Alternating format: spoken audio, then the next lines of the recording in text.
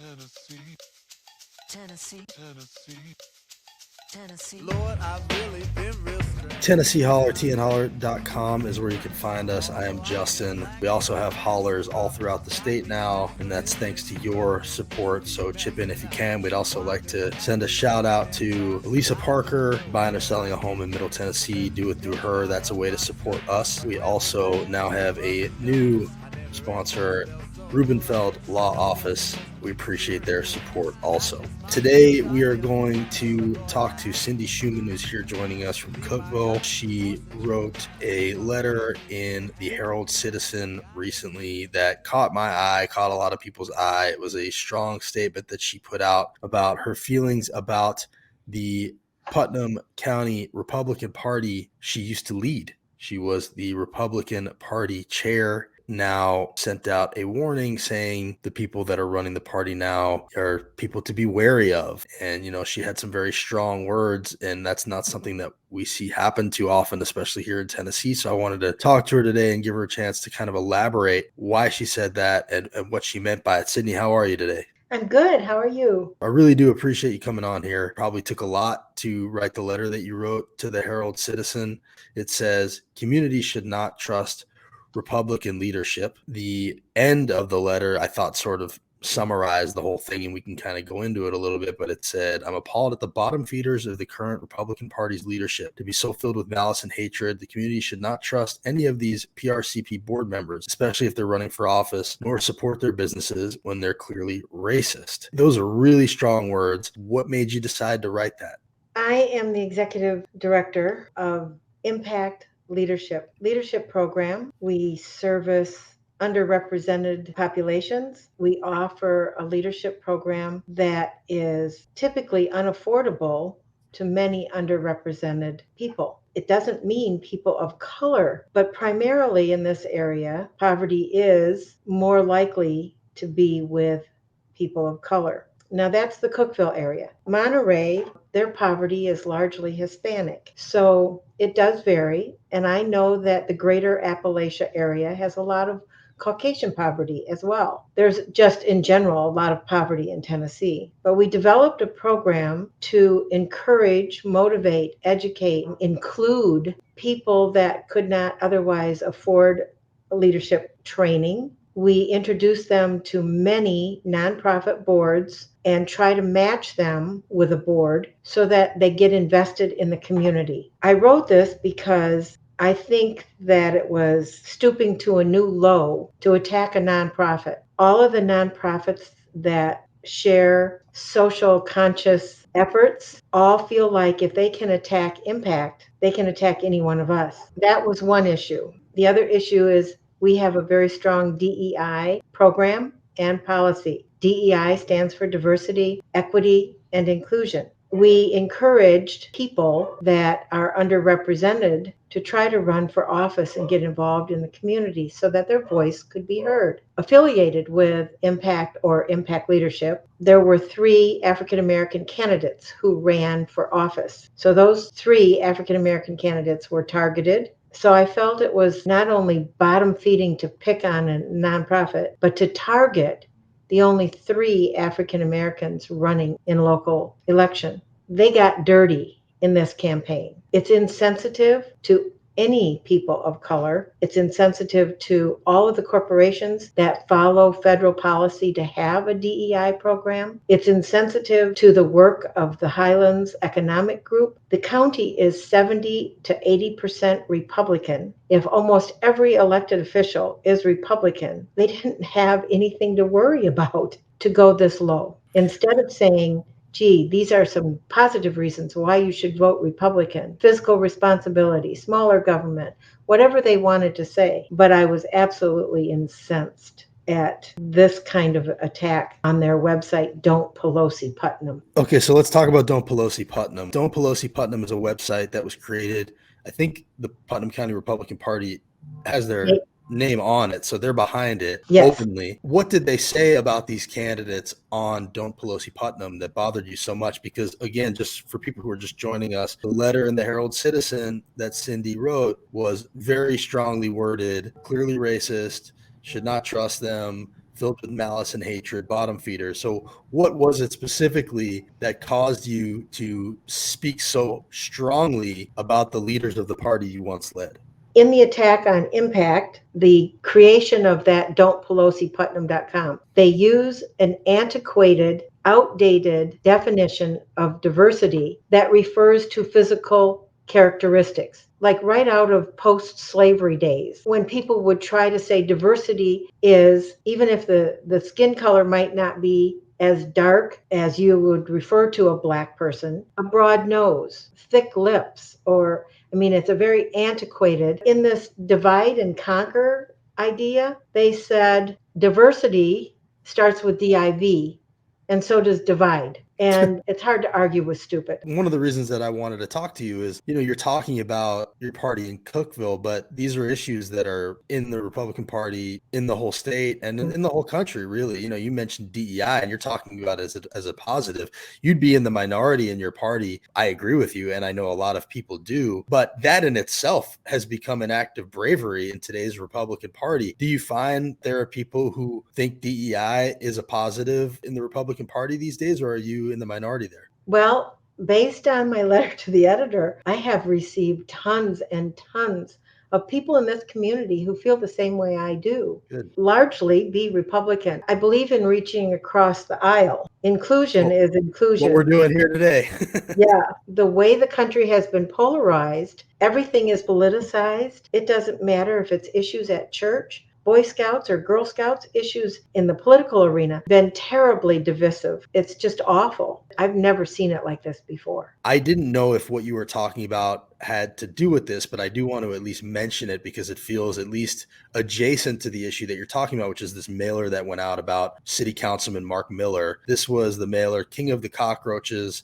Don't Pelosi Putnam was the website that was on it. Again, that website is linked back to the Republican Party. This was on the back: promotes diversity, knows gays, globalist, believes in science, time to drain the swamp, call the exterminator. Really, really ugly stuff. Right when that happened, the party itself came out and said, we didn't have anything to do with this. Dave Rowland, who is involved with the party, has been involved with the Don't Pelosi Putnam website, also said this was meant to smear us. I couldn't help but notice in all of the posts saying that this was intended to smear the party and Dave Rowland, they always link back to Don't Pelosi Putnam, even with their $500 reward. So even though they're saying this wasn't them, they are sort of benefiting from it by using this incident to drive traffic to Don't Pelosi Putnam, which is the website that you are talking about. So I have to ask you, first of all, what are your general thoughts on that mailer? Does any part of you think that this is all some diabolical scheme to drive traffic to that website? I send a message to Mark Miller. Yay, you know gays. Yay, you believe in science. Yay, you believe in diversity. What Cindy, better reason to vote for somebody? How are you a Republican? Well, because that's unbelievable. I'm a Republican with a social conscience. Okay. I moved here from the Chicago area, which is largely Democratic. Diversity there is a way of life. It's not even a conversation. Right. Here, I feel like I'm in the middle of the Hatfield and McCoy, where there's a Bible in one hand and a gun in the other. And oh my God, you better not touch my Second Amendment right. But heaven forbid that you give rights, Amendments 13, 14, 15 to anybody else. Hypocrisy of the Bible and the gun. That was more culture shock moving here than living in Egypt for a month. But how did you become the chair of this party? Because first of all, when were you the chair of the party? I guess I don't know. 4 years ago and 6 years ago. Okay, so recently. So have you really seen the party shift that much just in that short amount of time? Yes. And do you think it was Trump? Yes. I totally believe that Trump gave the voiceless a voice, which many elite politicians do not. And that is division in and of itself. And it's frightening. Hold on. Let me just make sure I understand what you're saying. You believe that he gave the voiceless a voice, meaning in your eyes, in a positive way or a negative way? I think it's positive because rural people were not being included in a lot of political agendas. Okay. But because Trump also seemed to open the door for kind of the white nationalist attitude. It has empowered and emboldened them, and they don't see diversity as a positive thing. People are thanking you for speaking out right now. I want you to know that. We even have State Representative Gloria Johnson on here saying it's most often the women who have the courage to stand up and speak out, which she is a living, breathing example of up on the Hill. I think you're onto something there. I think he did sort of tap into something where people were feeling unheard, made them some promises. We could probably argue whether or not he kept some of those promises. It was kind of the Trojan horse for the faction that you're talking about to sort of take over the party, which seems to have happened. And you are maybe a living, breathing example of that. Now the party has become that, I would say, more nefarious faction of the people that we're talking about. He maybe gave voice to the white rural voter, but also gave voice to the white Christian nationalist. As Marjorie Taylor Greene just said openly, that's what they want to lean into now. And we're seeing that more and more, especially here in Tennessee, where I believe that has really taken hold. Overall, would you say it has gone too far? Well, of course. I call it the lunatic fringe, the bell curve, either the right or the left. They both have that lunatic fringe. It's interesting since most all of our elected officials, our county mayor and our city mayor, have both openly said they were Republican. They have both supported impact. Elected Republican officials and the judges would all be more moderate. And so for the party to stoop to this new low, this does not have their stamp of approval at all. I want to point something out here. You are extremely brave for writing what you did. In many ways, more brave than Cheney. She's in DC, safe up there. You're in Cookeville. Anybody who's watching this right now, we all know what it's like to be in rural Tennessee, where you don't have really a platform other than writing a letter like that. That's why I wanted to lift up what you did here, because I think it's really commendable. But this momentum that you're talking about that has taken your party from you to what's in there now that you call hate-filled and racist, that momentum is not going to stop until people like yourself, more than just you, not only write letters, but also decide it has gone too far. I can't continue to support this with my volunteer efforts, with my vote, with my money, that kind of thing. Is there any chance of that happening? I'm not here to pin you to the wall on who are you supporting in an election or anything like that, but at what point does it go too far where you have to show that there are some consequences for your own party in the form of your support? Absolutely.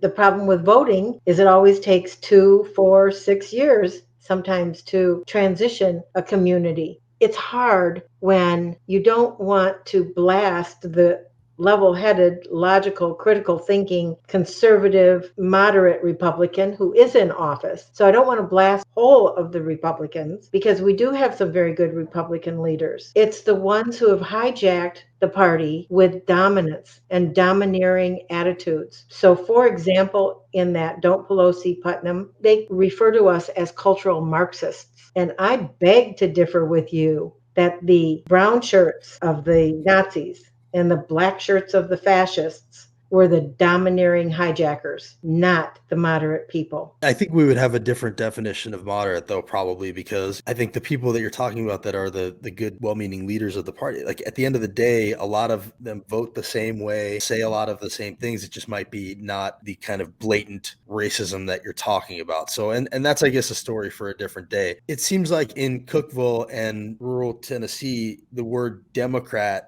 has a very distasteful meaning out there. Would you agree with that? What does the D mean to people in your area? I know that it means liberal. Most rural people are Republican because they're not liberal. What does liberal mean to you? I hope it's okay that we're having this conversation. It's one that I've been dying to have with someone like yourself for a very long time. I'm fascinated by it. I'm not trying to put you under the gun here. I just think we're having an important conversation here, and I want to try to drill down on it a little bit. I hope that's all right. That's fine. Okay. I believe that sociology of society changes almost every decade, but certainly every 2. Growing up in the 50s, we saw tremendous change in the 60s. They fought capitalism with the concept of free love until they grew up. We all kind of buy into capitalism with the idea of freedom and the American dream. If Americans struggle to achieve that with guidelines, social behavior concepts, then what I think sometimes happens with liberal agendas, they take the the rug out from under. They pull the bottom out and say it's open and free to anybody. So you're talking about immigration? Well, maybe. I'm not opposed to immigration. And I And don't, the reason I'm asking you this is like, you just said that you think Mark Miller knowing gays is a good thing, which is not something that, a lot of right, Republicans would say. Believes in science, good thing. Fighting for DEI, you think it's a good thing. the Like thing. these are all, ideals that most liberals, all liberals, frankly, would agree with. So I'm just wondering, like, you're using liberal as a bad word, which is normal. I mean, I understand that here in Tennessee, that is a bad word. Like I've come to understand that in my 6 years here. I'm just wondering, like, what it triggers in your mind when you think of liberal. Like, what's the issue? Being fiscally responsible. Okay. It could be just the narrative that I hear. I can't validate it for sure. There's always complaints about Democratic run areas are the least fiscally responsible. I know that Tennessee is very, It's not true, by the way, but go ahead. yeah, yeah. I mean, 8 of the 10 poorest states are red states. So I'm just saying, but I Yes. understand that that's the narrative. But the state, Tennessee, is not in the red, it's in the black. If you'll permit me to answer that one. Go ahead. Okay. So you're right about that, but we also get 40% of our budget from the federal government. So basically, we say we're fiscally responsible, but we're a taker state. We're one of the most dependent states in the country. So we take money from the federal government and then we debt shame the federal government and claim to be fiscally responsible. If the federal government were to cut off Tennessee tomorrow, we would have a real problem. That poverty that you talk about, which we're at the bottom in poverty, at the bottom in infant maternal mortality, we would have a real problem on our hands if that federal government we debt shame all the time were to cut us off. So that would be the counter to that. And I'm not trying to convert you here today or anything like that. No. But, and I agree with that. And I would also add, Tennessee doesn't quite dole out the money for education the way many other states do. Very true. Exactly. So there's a whole laundry list of those. And I see Gapper. I'll get to your comments later, Gapper, but I see you saying, so those Democrat ran cities in those red states have nothing to do with it. The truth is, Nashville, especially here in Tennessee,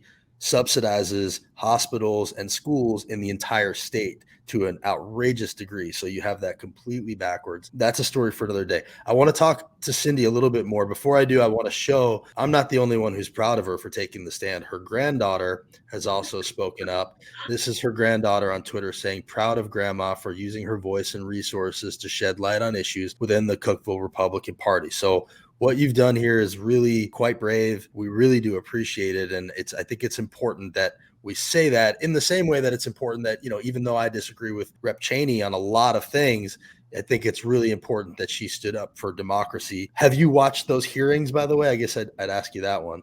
I have watched some of them. Look at you. You are like passing with flying colors this test. Do you think anybody else in Cookeville has watched? Yes, I do. Good. Because it's been conversations with some of my colleagues. Wow, that's fantastic to hear. Speaking of conversations in Cookeville, you have Dave Rowland. He is a prominent figure in the party, in conservative circles. I believe he was in DC on January 6th. He owns billboards in the area, multiple billboards, and programs them regularly, like almost in direct response to what's going on in the news. How much of a factor do Dave Rowland's billboards have and play in the conversation in Putnam County? Well, in this instance, huge. The idea to smear good people, Mark Miller, Mark Hutchins, Rob Owens, Dee Prince, Johnny Wheeler, Luke Eldridge, 3 white, 3 African American. All of them have been in service to this community in phenomenal ways. To put up a big billboard showing voting records, who voted Democrat, who voted Republican. They did that? Oh, yes. In that Don't Pelosi Putnam, it's there also. There's 3 tabs. But the interesting thing is there's a Republican running. And because he's Republican running, they didn't show his record, but he voted Democrat in 2020. Interesting, the hypocrisy, the way they want to define an independent as really being wolf in sheep's clothing because they're really a Democrat. The hypocrisy behind everything that they're doing is just so flawed. It's so blatant. I would have been a fool not to call them out. Well, it's great that you did. And just to go back to real quick, the billboards, that impacts conversation in Putnam County and Cookeville in a real way. It did. People have their sphere of influence. My sphere of influence is not the same as Dave Rowland's. So he has his group of people that are praising him for doing what he's doing. And I have a group of people that are grateful. I just am going to say it. It's bullshit. You're allowed to say that on here, Cindy. Oh, Curse good. away.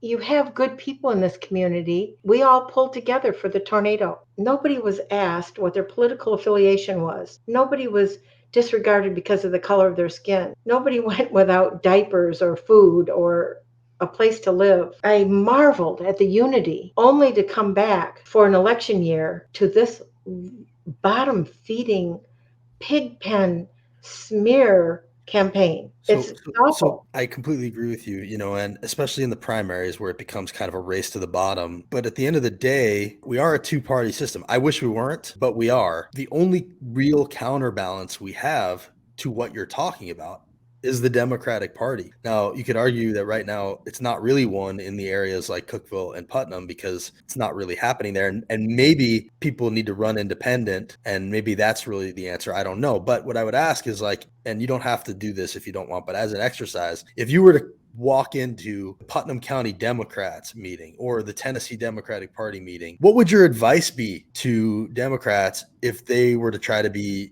a more relevant counterbalance in a place like Putnam County? Well, I've only lived here since 2011, but I will tell you the first few people who voted Republican in Putnam County, they tell funny stories about going to vote Republican and they were told they can't because there were no Republicans. I hear about that too. That was the whole state. Yeah, the state was blue until So about that. when the Democratic Party changed, Yeah. and now what I think we're looking at is the Republican Party might be changing. Probably a lot of switching that's going on. The truth is, I don't think anybody anymore is a true Republican or a true Democrat, unless they're in the lunatic fringe maybe. But on any given issue, we all kind of have lived experiences, whether it's relative to the Second Amendment, the First Amendment, gun control, or freedom of speech. I think freedom of speech should be tempered with as much truth as possible, but that doesn't apply anymore, and especially with politicians. It seemed to have evaporated. Abortion, the overturning of Roe versus Wade. I think How is that playing there? both sides have feelings about it, but Are there any Republicans that think this might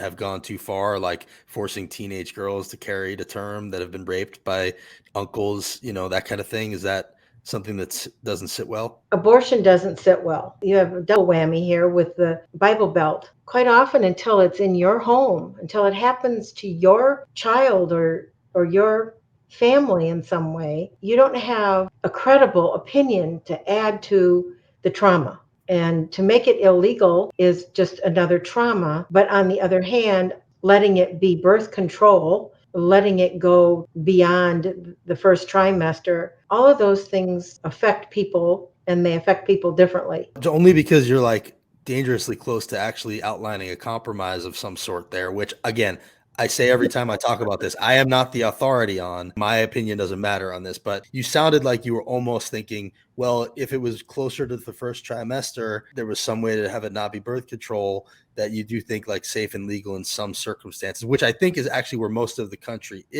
might play a little bit better. So I think you're hinting that there might be more common ground than we realize, even on a topic like abortion. But this conversation right now that I'm having with you, which I really appreciate, by the way, I've been trying to have this conversation with somebody for a really long time. And when I asked you, I thought you were going to ignore me.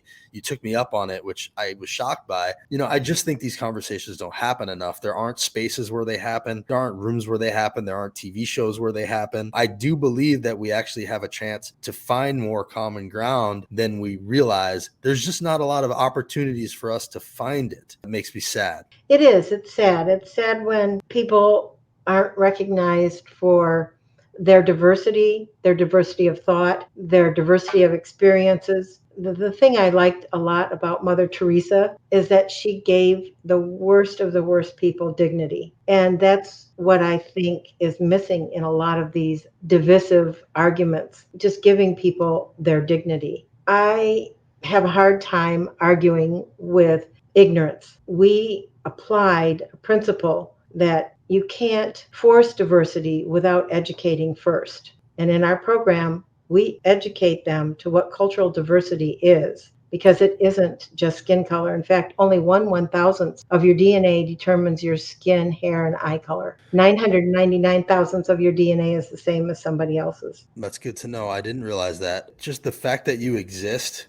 is a little eye-opening for me anyway, that there are Cindy's out there. I don't know how many of you there are. So we've talked a lot about how we got here. I want to talk a little bit about where we're going before I let you out of here. And you've given me so much of your time. I appreciate it. I think it's safe to say you're in the minority in your party with a lot of these positions that you're taking, which may be why you're not the chair anymore. I don't know. No, the chair has terms. I might be the minority here in this geographic area, but I wouldn't be the minority everywhere. So you don't think so? Okay, so that's what I'm asking, because I am not a fan of the former president. I do believe he still has a pretty strong hold on the party. As far as where we're going next, do you think it's possible for people who share more of your views to take control of this party? Or do you think the people you keep calling the fringe, who I kind of would argue maybe are not as fringe as one might believe, the Marjorie Taylor Greens of the world, like, I think she could win an election here. Do you see your party coming back from the ledge, or do you worry that we're just getting started? I worry that there'll be some kind of a shift, a transition, a split. We certainly saw that over the last maybe 30 years with the Democratic Party. I think we could see that with the Republican Party. We're not galvanized. It's creed or chaos, right? If we don't all have the same creed and we're not galvanized, then there's chaos. There's a void to be filled. Somehow it's going to be filled. Well, I hope that you're one of the voices that helps to fill that. Just as a final question here, and you don't have to answer it, but I just, it's eating at me, so I have to ask it. Could you ever bring yourself to vote for a Democrat? Absolutely. Look at that. I'm going to leave it there. Cindy, thank you so much for listening. I hope you and I can keep talking. If you ever have any questions about anything, I'd love to be a sounding board for you, not publicly if necessary, publicly if you want. But, you know, I think it's important to have this dialogue. So I hope we can keep this bridge open. I really, really appreciate you coming on here. And I know your granddaughter does too. Thank you for your time. Wow. That was something else. I'm really happy that happened. Did not expect it to ever.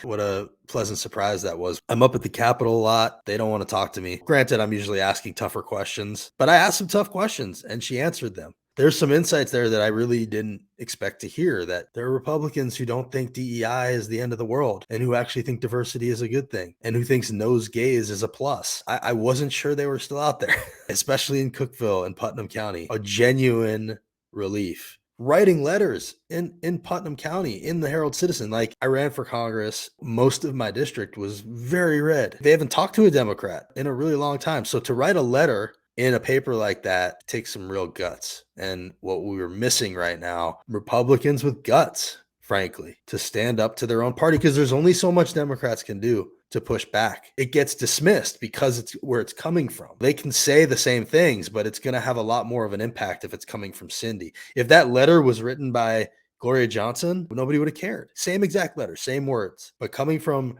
a former Republican Party chair, it means a lot. I would hope that more Republicans out there look at the situation right now as an opportunity. Even the slightest level of courage is going to be heroic right now. Kinzinger and Cheney and even Pence, they're doing their jobs. They're just not overthrowing democracy, not participating in an insurrection. Like, that's the bare minimum, but that's heroic right now. I believe we're very close to the edge. And I didn't say this to Cindy. I'm very concerned about where we are right now in terms of our democracy. You know, I think the people that she's warning about have a much firmer grip on her party and the state, frankly, than people realize. And if what's going on here is also going on in some of these other state houses, and we get to a point in a few years where we have another contested election, or we have somebody else, if Trump runs again, let's say, loses but says he wins, and now we've got things being thrown back to the state legislature, and you've got secretaries of state and governors that have committed to questioning our election and saying it was stolen, where will we be in January of 2025? Where will we be? I think it's people like Cindy that have the power to save us from that place. Barbara says we're in a failed democracy, which it's kind of what I'm saying, but I don't want to say that, because, like, I still believe we can come back from this somehow. Kim's saying, well, it was a good experiment. You guys, let's see what else. As a Canadian, I'm terrified about your democracy. Peaceful blessings be with you. Zena, you are right to be scared. And then Don again says we are teetering on the edge of the abyss. 2022 and 24 will be messes, disasters, catastrophes. That's very much what I'm worried about. And I don't frankly see enough concern about it, even still, in our public discourse. And so I have taken to this platform as much as I possibly can to sound the alarm. And I hope that you will take this message to the people in your lives. Thank you, everybody, for watching. Please spread the word and encourage the Cindys of the world to speak out also. to Tennessee.